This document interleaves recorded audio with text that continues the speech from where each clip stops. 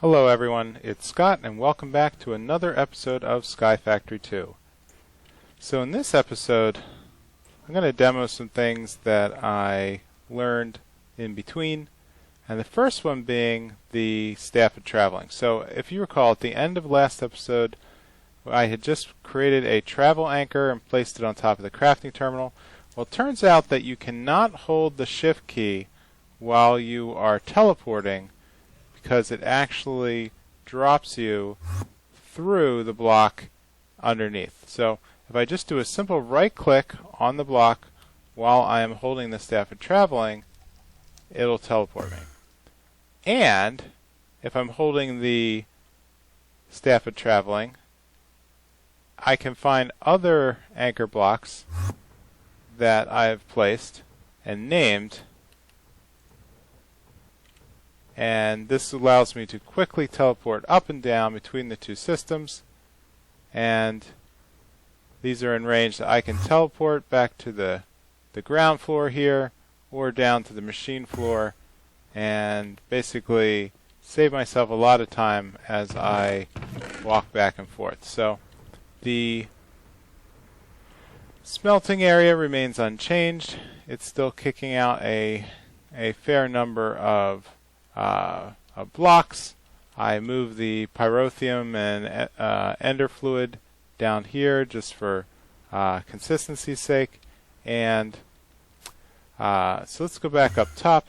So one thing I've been working on over here is a new section for holding liquid, for holding our fluid cows.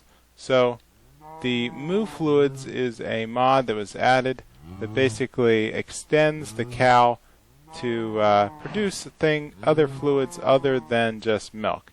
And so I've been collecting them over time and just throwing them into the ME system, and I figure it's time to work towards that one achievement of have 20 distinct fluid cows.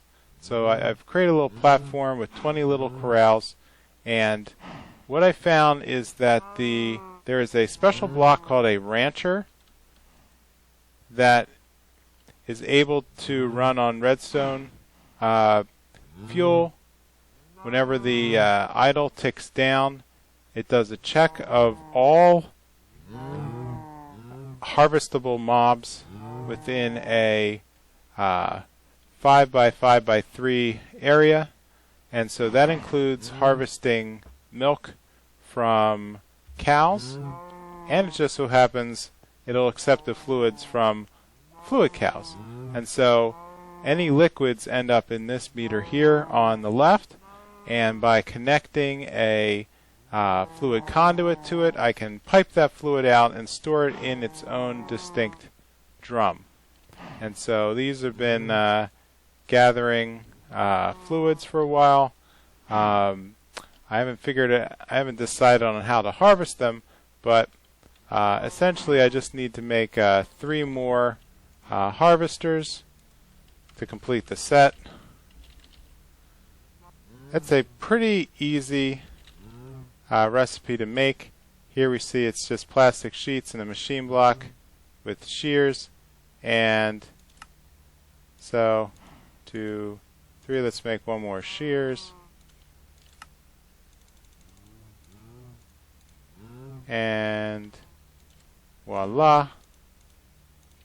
And I've just been placing them around. Let's grab glass and a chisel. Alright, got one. Great. And I've been using borderless glass. It's just a personal aesthetic, just because I think it looks pretty cool. To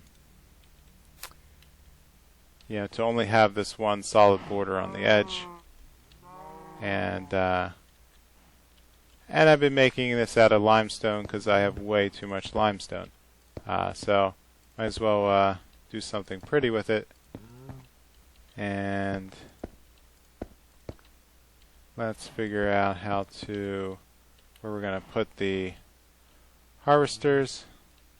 So I found if I hold the shift key and the space key at the same time, I can hover with this armor, and that's been pretty useful here. So let's extend this. I'm going to place a harvester in the middle, harvester here. Oops, I need a couple more. I actually need 1, 2 more. So let's take care of that. And so what I'm going to do is basically clean out the remaining fluid cows that are in the ME system. And did I produce the wrong thing? No, they just don't stack. Okay, when I produce it this way. So the like I was saying, I'm just going to clean out the rest of the fluid cows. There doesn't seem to be any way to breed them or spawn fluid cows. I tried playing with the auto spawner over in way down by the mob area. That didn't work. So obviously there's probably game mechanics to prevent you from bringing in too many cows and basically breaking the fluid logic, because if you could just summon in an infinite number of cows, yeah, I could sort of see that it's kind of exploitive to it would be way too easy to make some of these rare fluids, but there's a couple here that I really have never seen before. I'm not really up on some of the tainted mobs, but I do see that the this tainted cow seems to be corrupting everything in the area. Liquid death, I'm sorry. And so if I'm holding any other bucket of fluid, it seems to be destroying the buckets when I grab and replace them. Let me just show that quick. I don't know if this is like a bug or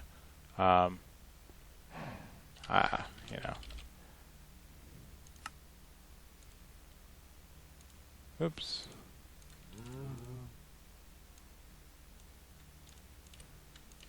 So if I have some buckets in my inventory, actually I think the problem is that the harvester is harvesting everything, so I can't really demo it. But if I have a bucket in my inventory, you can see here that the icon is okay until I it's making a liar of me. Never mind. So let's see what other kind of cows I have in the system.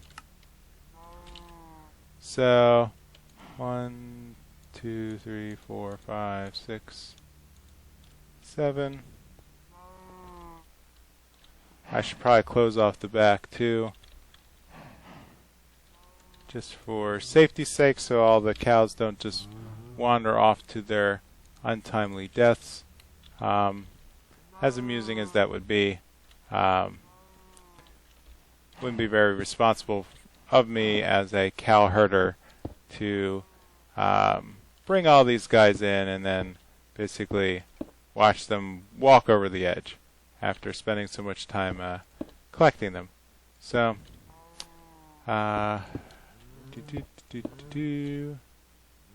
and done. Okay, so let's see how many other cow types I have. Boop. I have a hollow tears. No idea. Pig iron. A blazing pyrotheum. That's pretty cool. Fire water. Essence. There's our liquid emerald guy, our very first cow. Sludge. No idea.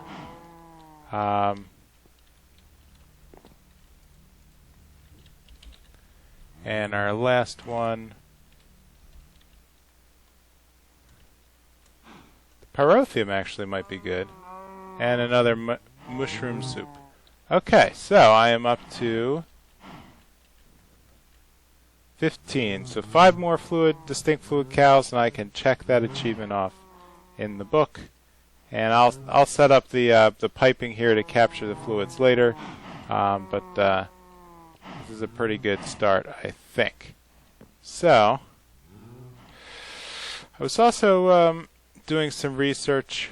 Okay, so first off, over here in the farming area, these essence berry bushes are definitely being harvested by the farming station, and right here, see there's a essence that's being produced on the top that's being sucked in by the station, and so this is actually generating a lot of EXP, and so that's pretty cool.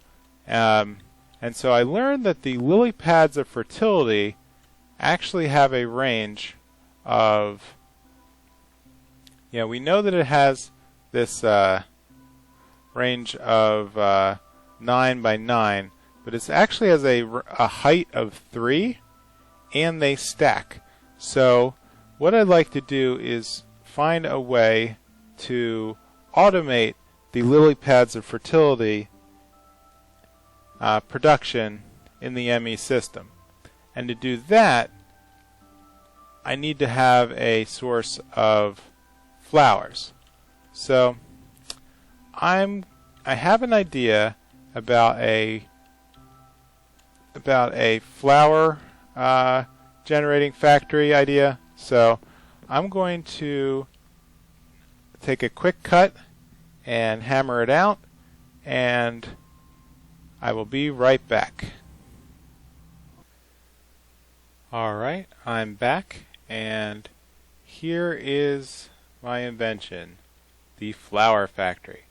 So what this is a piston setup that follows a earthquake pattern that is set up to disrupt any kind of flowers and seeds that are dropped from an autonomous activator.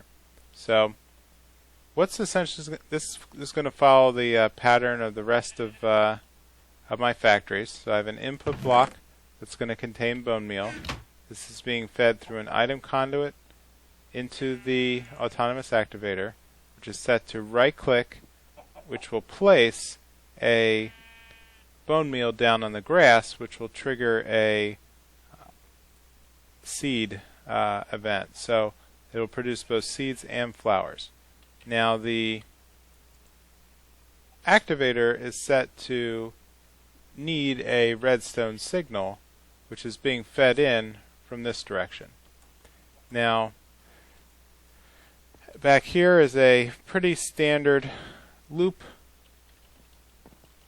and of course I forget the one piece that's most important, which is the last piece of redstone.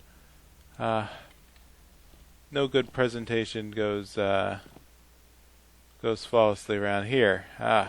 So when triggered, this is going to create a loop that's going to power a piston shift on the left to move all of the dirt to the right.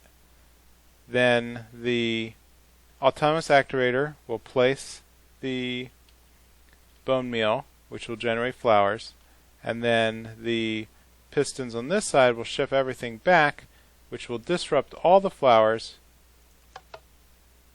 and the hopper will then suck up everything and send it back through the item depth network and drop it into this chest.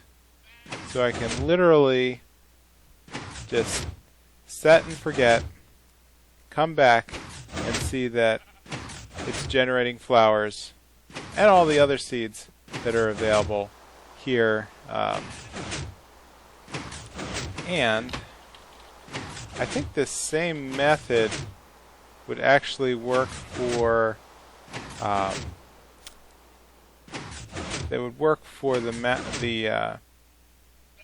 magical flowers that are part of Botania, provided that I replace the bone meal with the magical bone meal. So what I'm going to do is just collect up all these flowers and head back to our ME system. Because now, one thing I did while I was on break is I automated the creation of a Tesseract. So the Tesseract is a multi-part product. As we covered before, it needs a frame which is then filled with ender fluid made from burning down pieces of ender from the enderman, which is then going to fill up the frame and produce one full frame, and then the full frames are combined with bronze and silver to produce a tesseract. And what I ended up doing was creating a bunch of formulas to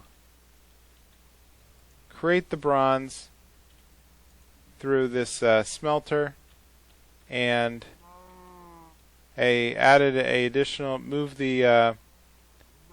specialized fluid transposer that's specifically filled with resonant ender that was produced by the drum that was down there. I moved it up here, and so that filled up the tank. So all it has to do is drop in one empty frame, and it'll dump out one full frame. So as a result, I don't know if this is a matter of being lazy or there's a little bit of work to set up, but now I can just go here. Just basically click the next button,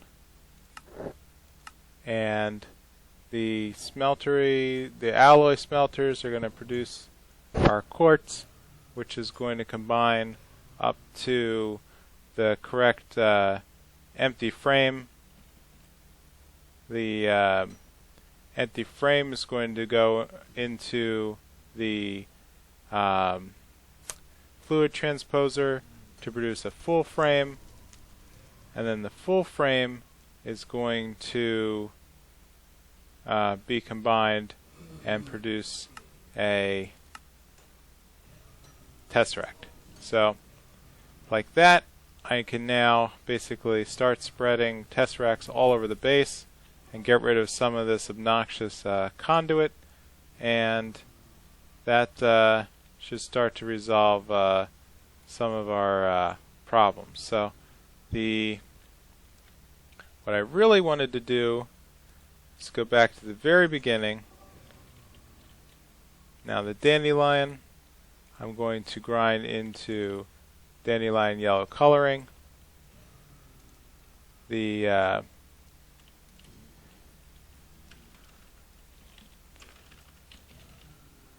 poppies, I'm going to grind into red coloring. The rose red. And then what I'd like to do is automate the lily pad of fertility.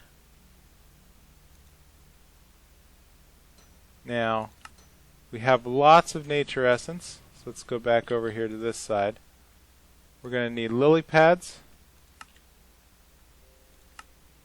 We're going to need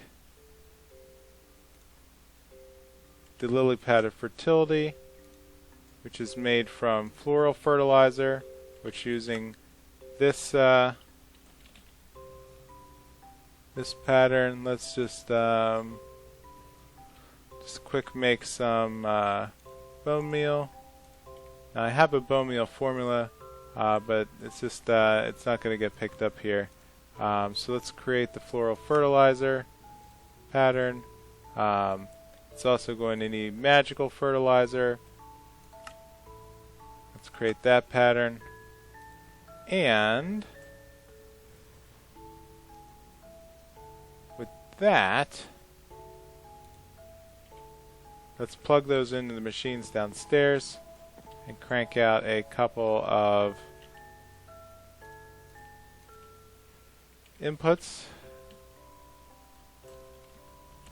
So let's do a lily pad.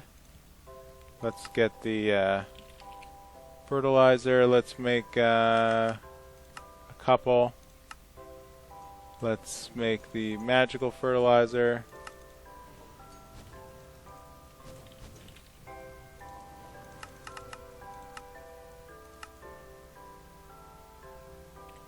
Then we'll come back and we should be able to automate a formula for the Lilypad of Fertility.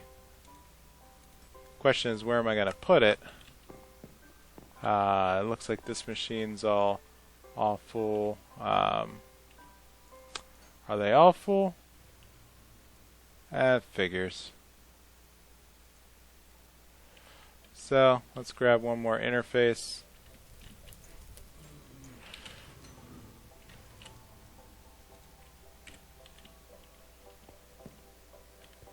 Plug it in over. I don't even know if these need to be touching or not. So let's replace this guy and put in the lily pad. And if that worked, I should be able to just go. No, it did not.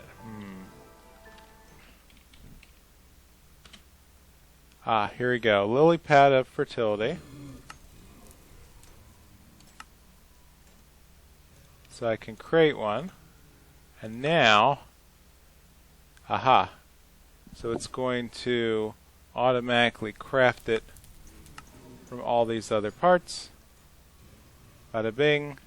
So we can now make lily pads of fertility on demand, which should be all I would need to.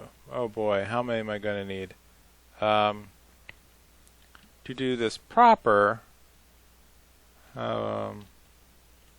3, 4, 5, 6, 14 by 14. That's a lot of lily pads. So I'm going to have to find a way to get more diamonds. So I guess I can grind down some of these blocks. I have diamond essence. I can burn the. Looks like I'll need to grind down some diamond ore. I could combine nuggets. So there's a couple of solutions here. I got 33 horse armor. If I put horse armor through pulverizers, it creates these nuggets, which can be combined. So I think I could do it. It's just gonna probably burn my entire stock of diamonds, and well, that's we'll just see how that goes. So let's take a quick look at the achievement wall. So I moved the sieve system downstairs. I have started working on the fluid cow farm. I'm not going to call that done yet because until I get all of my fluid cow selection. So I think the next thing I would work on next time is probably the loot bag processing. So let me just call it an episode here, and I will I'll start that at the beginning of the next episode. So with that, if you could leave a like or a comment, and give me some other things to do. Otherwise, that's all for today in Sky Factory 2. Bye.